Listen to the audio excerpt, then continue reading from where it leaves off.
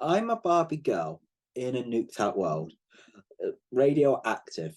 It's not fantastic. Yep, it's Barbenheimer. We, Jean and I have both seen the films, and we're going to share our thoughts on it. So, Jean, welcome today. Thank you. Yes, yes, and obviously, yes, this has been an extraordinary cultural phenomenon where, to where I was perfectly willing to take part in with sharing like the mock-up posters for what would have been the ultimate crossover. I'm still waiting for that movie. That would be amazing. Yeah, yeah. So, uh, actually, before we start, should we talk about how this cultural phenomenon came about? Because uh, it's quite obviously, obviously Barbie had a great marketing campaign, but I think and that ended up seeping into Oppenheimer being such a contrast. Yeah, and this idea that they were like kind of not really, but kind of pitted against each other is these two polar opposite type storytelling types that people would have to make a choice between. Yeah, and the other way being Warner Brothers trying to give Christopher Nolan the finger for considering what happened transpired between them. Yeah. But yeah, yeah. So I think it's quite a lot of fun, like seeing all these various posters, like mock trailers and stuff, saying Barbie new basic. One Barbie is a nuclear physicist, so she could have made a nuclear bomb. Well, my personal favorite mock-up poster is one with it's Oppenheimer, bright pink poster, and um, pink, colorful nuclear explosion, and in Oppenheimer's smiling and looking like, what if Cillian Murphy was the Joker? Yeah, yeah. Oh, yeah, it's quite, as I said, it's quite fun just seeing how it was on Twitter and Instagram, seeing all these mashups. Yeah, I mean, I love that just everyone ran with it, and then the cast and the directing team and everyone else kind of ran with it for both films too. And I like that everyone was kind of playing along with it. Yeah, certainly with the bar because there's the picture of Margot Robbie and Greta Gerwig having their Oppenheimer tickets, and Cillian Murphy saying that he was quite happy, seeing two good in an interview, seeing these two films being released at the same time. I think the thing is, someone like Christopher Nolan, he's very serious minded, so he was a bit too po-faced for um, to sort of play along, wasn't he? Yeah, but I'm guessing he didn't mind because it was great free publicity for his film too, so it Yeah. all works out. So yeah, yeah, but yeah, I thought it was fun whilst it lasted. I think it can't, it won't be able to easy to replicate because I mean then there's some people trying to make it happen with Saw X and Paw Patrol, but no, it's not. It's not going to happen. Okay. Yeah, I think those are a bit too disparate in their storytelling. Yeah. So yes. So one was an art house film about existential dread. The other one was Oppenheimer. Yeah. So shall we start with Barbie? Yeah, let's start. Yes, the pinkest film of 2023. So yes, Oh yeah. um, I will admit I never played with Barbie. I have much exposure, so I am going to probably rely on you a bit for the sort of more for cultural context. You're assuming I played with Barbie. More likely than me. I did. I did. I definitely had some Barbies and a lone Ken. Yeah. So yes. So this was the big well. So, uh, Gene, do you want to go for a plot synopsis? Sure. Yeah. So Barbie, so there'll be spoilers, of course, if you haven't watched it yet. Barbie is essentially the story of a particular Barbie. They call her stereotypical Barbie. When you think about a Barbie, that's who you picture, which is pretty accurate, I would say. who one day realizes she's having a bit of an existential crisis.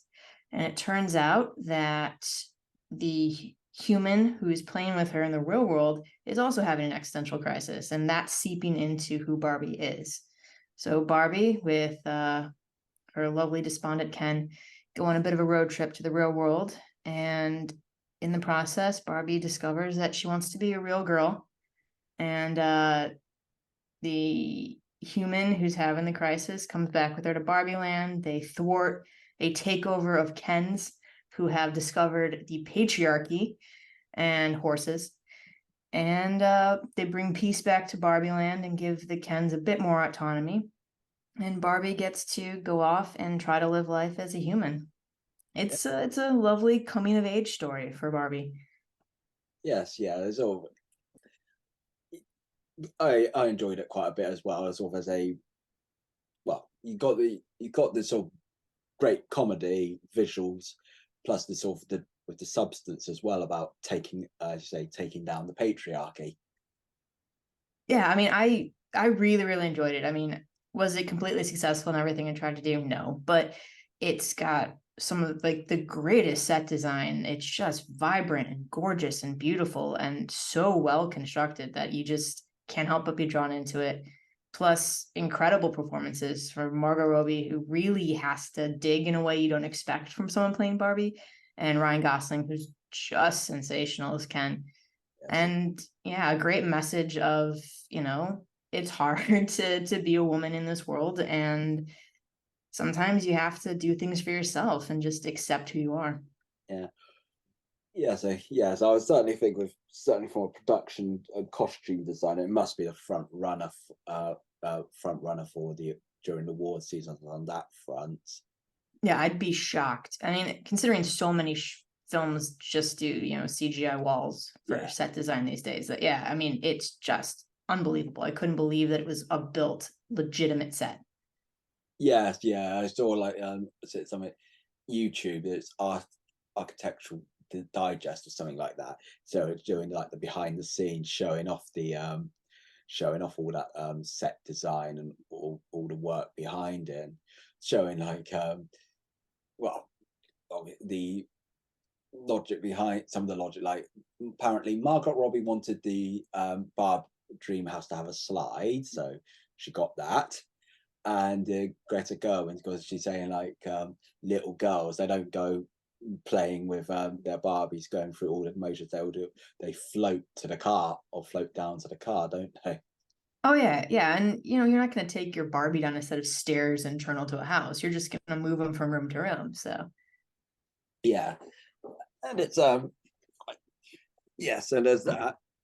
Also, it's a well, it was it was overtly meta with its narrative because Mattel played a massive role in the film, and it's quite amazing that they were willing to take the Mickey out of their own company. yeah, I mean, the fact that they in the film pretty much said it's a company run by men, and it is a company run by men doing girls' toys like this. That really surprised me that they were willing to just kind of go out there and say, "Yep, we're pretty clueless when it comes to what it's like to be a woman," and I was impressed by that.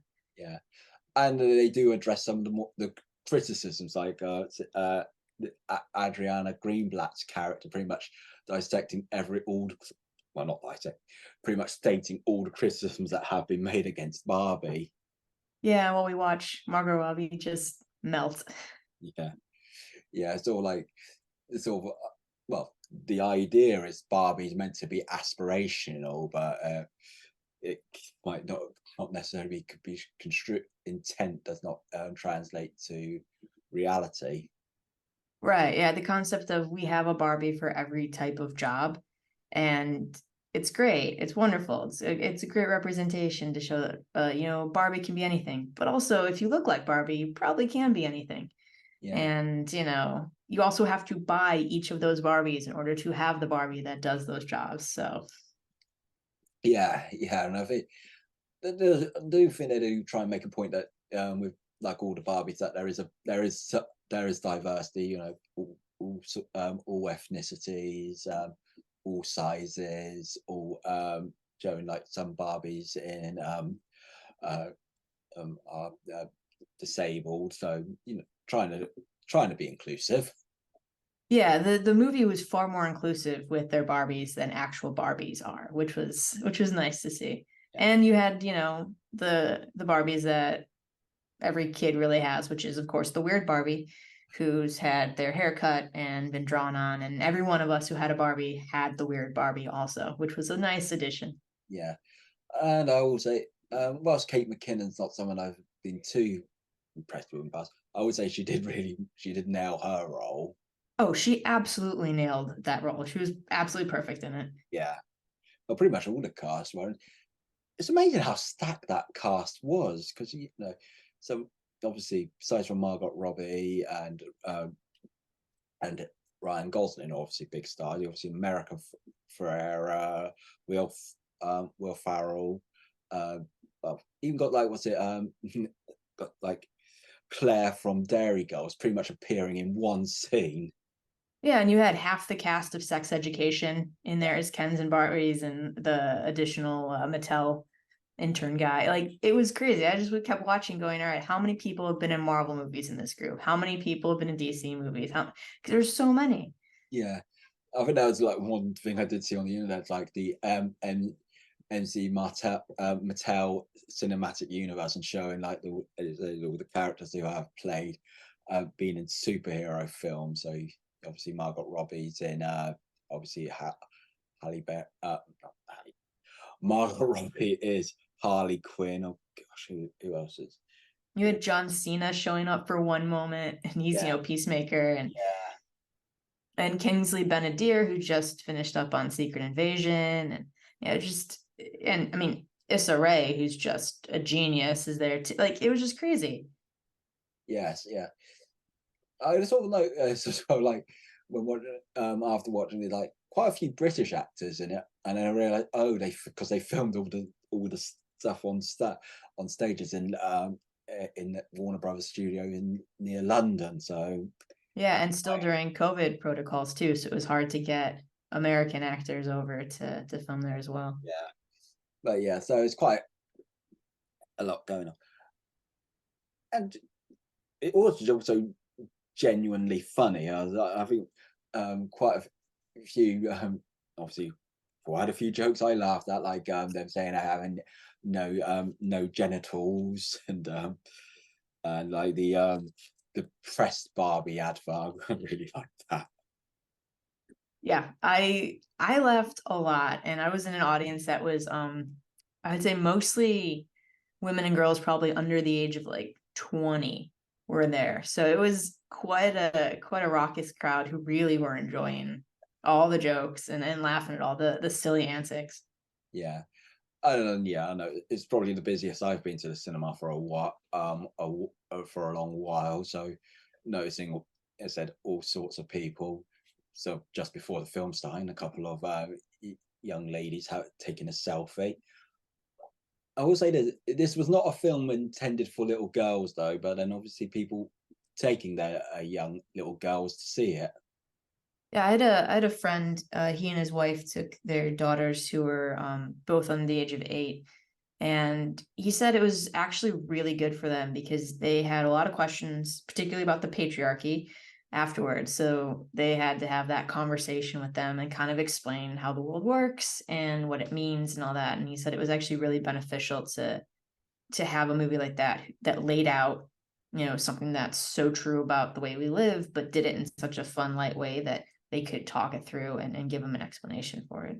Yeah, yeah, yeah.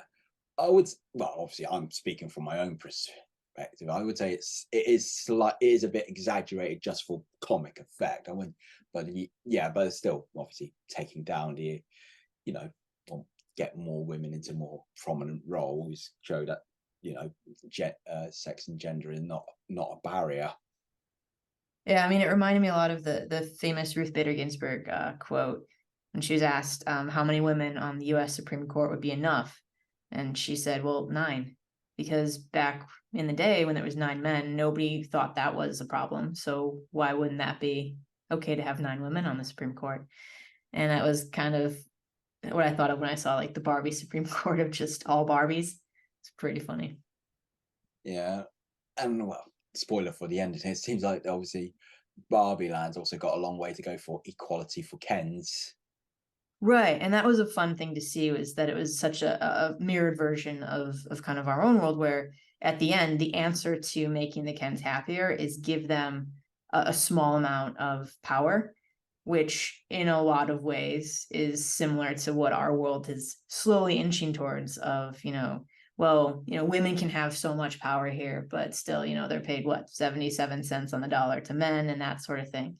So you're never quite equal, but we can give you more. And so it's interesting that that was this comedic ending where you kind of go, oh, it's still mirroring a lot of things in the modern world too. Yeah. Talking about comedic endings, because the big gag at the end is Barbie going to a gynecologist. So what happens? Well, I know this is overthinking. Does Barbie, if she moves to the real world, she becomes a real woman, or is the gynecologist going to have a very interesting experience? I'm believing that she becomes a real person. Yeah, And the interesting thing too about that is it's such a funny line. It's such a great mic drop. It's such a good idea. But here particularly in the US, with all the reproductive rights issues that have been going on the last year here, it's such a kind of subversive yeah, funny line. And that you're like, well, Barbie is taking care of her reproductive issues, and that's something that she has the right to do, and you kind of can go from there. yeah, yeah. I would say this. I was hoping to get my pink Barbie cut when I went to the cinema, but show how popular the film was. They were all sold out, and this was on opening night. Yeah, same. I went on opening night and they were all sold out as well. Yeah, that's, that was disappointing for me. It bummed me out, but on the other hand, if it's a sign of how popular the movie Yeah, is and we know it was incredibly popular, I'll take it. yeah. And so, I think we also have to talk about the reaction from some by some reactionary people. So yeah, they just made them they made themselves foolish and pretty much proving the film's point, aren't they? Oh yeah, and any like the individual who took all the like one star reviews on Letterbox from Yeah, like angry individuals and posted them on posters, like it's just great publicity. You're telling me this is a subversive film with trans representation and women doing all these things. Of course, I'm going to go see it. That sounds delightful. Sounds like a great time. it's the thing. If you don't like it, you don't have to watch it. It's not like you're. Yeah, It's that's not the like you're being amazing thing. forced. Yeah, you're not being forced to watch it. It's not like you and I who are critics where we have to watch the things. Normal people don't have to do that. You just can skip it. It's fine. Yeah, and it is quite one. This is probably going to be the $1 billion film of the year, and that's going to really um, eke those sort of people up, isn't it? Well, the question's going to be, will it get a Best Picture Oscar nomination like Top Gun did last year, when Top Gun was the big shocking box office movie? We'll see. I think it probably will get, well, certainly get something like get nominated for something like screenplay, whether it's best original, best adapted. That's the debate, but I certainly, think it's original because it's just based on characters. There's no actual. yeah, and obviously, and lots of Yeah, the technical certainly awards it's a definitely lot going of to the get. Yeah. yeah, a lot of the technical awards are Much like, Oppenheimer's, I think, a lock for like the sound awards for sure. yeah, But yeah, I mean, I'd be intrigued. I'd be intrigued if, because the Oscars are desperate to pick more popular movies, and it's not a bad movie by any stretch. It's not your typical Oscar movie though. So I'm intrigued to see if it can wrangle a Best Picture nomination or Best Director nomination for Greta Gerwig. yeah. I think it depends on see what happens with later on in the year, but it's Yeah, probably with got the strike and how many movies actually do get released this fall. yeah. Anyway, talking about Oscar bait, let's talk about Oppenheimer. Yeah, let's do it. So yes, well, I'll go for the plot synopsis for this one. It's a biopic about J. Robert Oppenheimer, the nuclear scientist who was instrumental behind the Manhattan Project. This film is a very comprehensive biopic, spanning from his student days from Cambridge and traveling around Europe to becoming an activist at his when he was a university lecturer, getting recruited for Manhattan Project, and then his post-war career where he was pretty much uh, pretty much suffered from McCarthyism, and whilst he was trying to say there should be no more nuclear escalation, so it's bearing the weight of creating such a destructive weapon and pretty much changing the world as we know it, or as he would have known it. I think you summed it up. Yeah. So yes, this is Christopher Nolan's big film. His first film he's made outside of Warner Brothers, since they're falling out because of the simultaneous release scandal with HBO Max. Universal pretty much gave him whatever he wanted, and it shows on screen that he got whatever he wanted. Yes. So, and I think this is quite fun seeing the reaction of some people. It's like a couple of my friends, like one person saying best film of the year, other person saying yawn. So it is it is a very talky think piece type of film. It's surprising that this actually would be considered a blockbuster in the normal circumstances. Yeah, I suspect this film out of the two really benefited from that publicity, because I know a lot of people who like Christopher Nolan, but are more on the I like Christopher Nolan's The Dark Knight rather than I like Christopher Nolan like Inception or Memento. So they probably went and saw it more so because it was the Barbenheimer experience than they would have normally.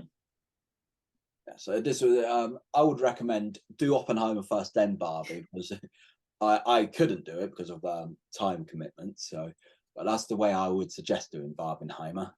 Yeah, I did Barbie first and then Oppenheimer, and I wish I'd done the other way around. But Oppenheimer, it's a 3-hour movie, so it's a big commitment. So it's finding that time in your schedule to watch it that really dictates. It is actually a pretty old-fashioned film because considering, big biopic, as I say, with an incredible length. You don't get those films very often anymore. Yeah, and not to compare it too much to Barbie, but it also is a film that's chock full of incredible actors in very small supporting roles, much like Barbie had incredible actors in very small supporting roles. So it's similar in that way, where you get this, crazy, vibrant cast that, get 2 scenes and then they're gone. But they make the most of those 2 scenes. Yeah, so I would say, because I think if obviously it's being historically accurate, but the problem with that is it's easy to get lost with all these various names and characters, because like during the Senate hearings, it's like, okay, who's that? So it was a bit like that at times. Yeah, and I'm somebody who personally has studied a lot of, the McCarthy era. And even I was like, I'm not quite sure which senator's which senator. And I spent a lot of time during the movie going, like, just identifying characters by the actor's name, like, oh, Josh Hartnett, oh, David Krumholtz, oh, just going through, oh, it's Jack Quaid. And that's just who they were. It was like, it's Jack Quaid's character. Yeah, that's what I was like thinking. Now that's Rami Malek and things like that.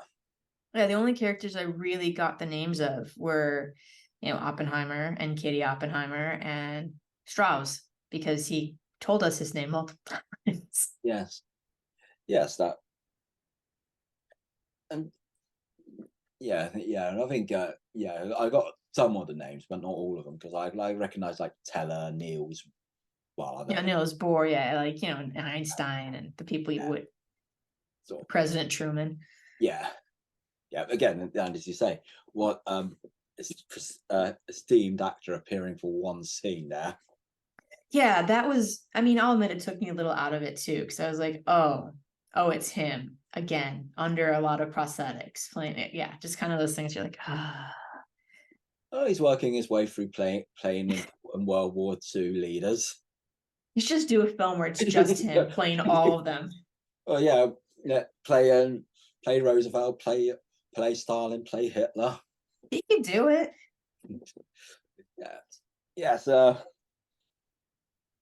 I would say what I like, because I my degree's in history, so I do enjoy history. I do love the sort of.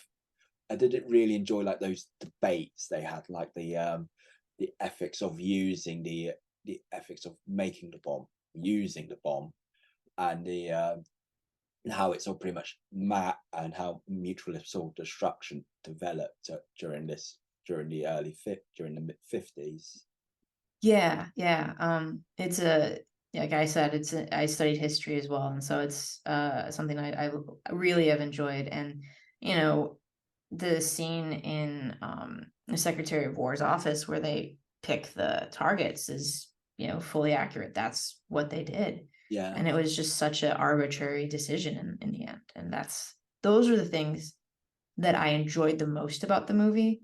And those are the things I wished we got more of than, I wish we got more time with Oppenheimer where we really sat with him about his decision and where he had to, kind of manifest how it made him feel. Because so much of, his trial per se, when he's being run out on a rail for embarrassing Strauss, was not so much centered on, the feelings and emotions of what he did, which we know historically weighed on him and that he had issues with it, but we never really got to see that play out. And that bummed me out a lot because I thought we could have gotten a really interesting, denouement on the story where it was Oppenheimer coming to terms with everything he did. yeah, yeah. I would, as I said, I think whilst obviously Nolan likes to bend time when he makes his film, I would still say it's probably one of his more traditional films. Like I said in my own review, you could sort of picture it being like made by someone like Ron Howard, like when he made A Beautiful Mind. Yeah, it had that same kind of feel to me. Yeah, well, certainly I do. Though with Cillian Murphy, He's probably not got a good shout for an Oscar nomination himself. Oh, absolutely. I think him and Robert Downey Jr. are pretty much locks. Of it, with someone like Nolan, they want he wants to win an Oscar. Hmm. I think the Academy probably does want him to get a be nominated, and I think this is more the type of film they're going to nominate him more for than, let's say, a hard sci-fi film. Yeah, I mean, I think Nolan is one of our most competent filmmakers. I think he does incredible things with the camera. I think he has a really great vision when he doesn't let it get away from himself. And I think it's an incredibly well made film. I don't think, the script is that great. I think it falls into his very, very obvious pitfall of his inability to write female characters. Yeah, Like I looked up Jean Tatlock's actual like history after I watched the movie, and my God, it's so interesting. That should be a movie. Like her story is so incredibly interesting, and you don't get a feel for who she was other than, the girlfriend who's naked all the time in the movie. And that's incredibly disappointing because she's such a complex, interesting person. yeah, And, you give Emily Blunt one great monologue and that's it. yeah. I did feel like with Emily Blunt, they're like Florence Pugh and Emily Blunt, brilliant actors, but I don't think they were really used to the fullest for this film. And I expect they did it partly because they probably wanted to work with Christopher Nolan. Yeah, and I think, Blunt's probably angling for a supporting actress nomination, and depending on what films come out, she has a shot at it for sure. Yeah, it's just like I think with her character, it's sort of like I didn't really feel that the romance sort of went by really quickly, the courtship, and then once they married, she became bit a bitter alcoholic because she's a biology graduate has to become a housewife. Yeah, and I've read up a bit on it too. And historically, she didn't really become an alcoholic until he was at Princeton after the war. And so that's kind of when it all manifested, as opposed to in the film where she's pretty much drunk as soon as the baby comes along. Yeah, yeah. obviously, I think with historical films, there's always a little bit of artistic license. Though I think this is probably one of the much more accurate films, because you can imagine other films would have taken massive liberties. Oh yeah, absolutely. I think it was incredibly accurate to, particularly to its source material, to its the book it's based on. Yeah, yeah, it's solid awards bait. Oh yeah, I think it's going to do excellent at the awards. I mean, voters are desperate to give Nolan recognition, and he's turned out a really well-made film.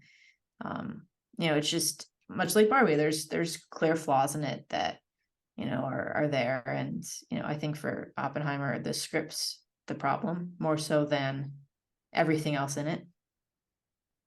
Yeah, and well, they're both done very well at the box office now. I Oh would, yeah, crushing it. yeah, because saying, like, I think in our last podcast, like, if these two films did well, it'd be like, crisis, what crisis? And that's what it pretty much seems to be.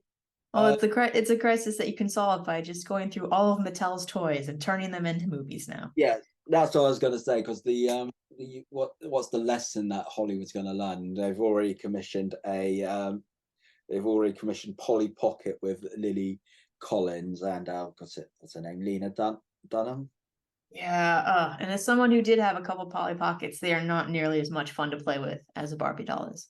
Yeah, I played with the male equivalent, being Mighty Max. Ah, Yeah, yeah, I think Hollywood has missed the boat on what the actual lesson is to learn yeah, from Barbie's success that's why I said completely. before, they always try and boil it down to the simplest thing. The reason why these films did well, creative visionary directors are allowed to make what they want, and they're thinking, well, people want more films based on girly toys. We don't Yeah, it's films not that going to be more biopics about scientists. It's not. As I said, boil it down to the simplest reason. yeah, it's not let's give a dark complex look at a troubling person in our history. Let's do more movies about that. That's a good one to take away. And then let's do movies about women for women, because women will actually go see movies if you give them things that are interesting and compelling to watch. Like that's the whole thing. But no, let's make biopics about scientists, and let's give Polly Pocket a cinematic universe. Yeah, the Marvel, the Mattel cinematic universe. So what else do they own? I know they own He-Man, definitely. So Oh, that'd be a fun one. they own Thomas the Tank Engine, so they'll probably try and put that into motion now as well. Do some more American Girl doll movies, because those were successful on television. So why not turn them into live action? Yeah. But then obviously, if Mattel might find out they might have the same issue as Hasbro, they have one good product, because obviously Transformers has done well, but then they've tried to make GI Joe work and it hasn't. And whilst I really like Dungeons and Dragons, the film, that underperformed at the box office. Yeah, that one though I've heard from a lot of people who are finding it on streaming. So I suspect it's one of those that might save itself, because people now know that it's not necessarily you need to know all about Dungeons and Dragons to watch the movie. Yeah, as I said, it just underperformed at the box office. Yeah. Yeah, I think Mattel will find that, unless I mean, Lena Dunham is hit or miss. If she's really on, she can make really biting commentary that's really interesting and compelling, or it could be a utter disaster. But Mattel, like Barbie was such a unique movie that wasn't necessarily about Barbie per se. It was more of using Barbie as a tool to tell this other story. And I don't think you can necessarily replicate that with various other toys, because it's such a story that's unique to what Barbie represents. Polly Pocket's a tiny little plastic thing that sticks in holes in a stationary play area. Like it's not something you really played with like you played with Barbie. So Yeah, I and have no idea what they're gonna do with that. I was yeah, and I was with Barbie. I think it's so culturally ubiquitous. You don't even need to be. I think people are obviously, most people are aware of what Barbie is, even if they never played with it or had a Barbie themselves. They know at least some of the basics. Yeah, you know what Barbie like, you say the word Barbie and people have a vision in their head and they know what Barbie is. Yeah.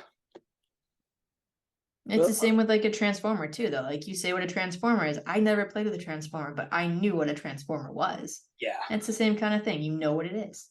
yeah. Well, let's say way things are going, Barbie's cruising to $1 billion take, and probably Oppenheimer is going to do very well as well. The because at the time of recording, Haunted Mansion is tanking at the box office, and I think then, and well, we'll just have to see what happens and see what the other next bunch of big budget films react. See how the next bunch of big budget films will handle Barbie and Oppenheimer, seeing that they're probably going to take a lot of the oxygen now. Yeah, and as long as these strikes continue, because at time of recording, the WGA and SAG-AFTRA are still on strike, it's gonna also start pushing movies Yeah, to 2024. So, yeah. Sony have already started pushing back some of their Spider-Man films, haven't they? and I would be shocked if the strike continues if Marvel doesn't push the Marvels back and start pushing their whole slate back. Because without actors to do publicity, Oh, and yeah, it's hard. they talk about Dune 2 being pushed back, and like Yeah. first Dune are like, no, we want it out this year. Yeah, I mean, if there's not a lot of movies left at the box office, Barbie and Oppenheimer are going to be the big winners overall. And as I said in the previous podcast, I'll probably look for they'll look for some, probably have to look for some foreign films to see what they might be able to distribute. Yeah, there's that Australian horror movie that Yes, came out this week, and that's doing pretty well. yes. I'm writing my review on that now, Excellent. and my quick preview. I did like it a lot. Oh, wonderful. Anyway, I think we've had enough fun talking about Barbenheimer today. So to listeners, thank you very much. As always, subscribe, follow us on the various socials, and I'm sure we'll come back again with another hopefully interesting topic. Cheers. Bye.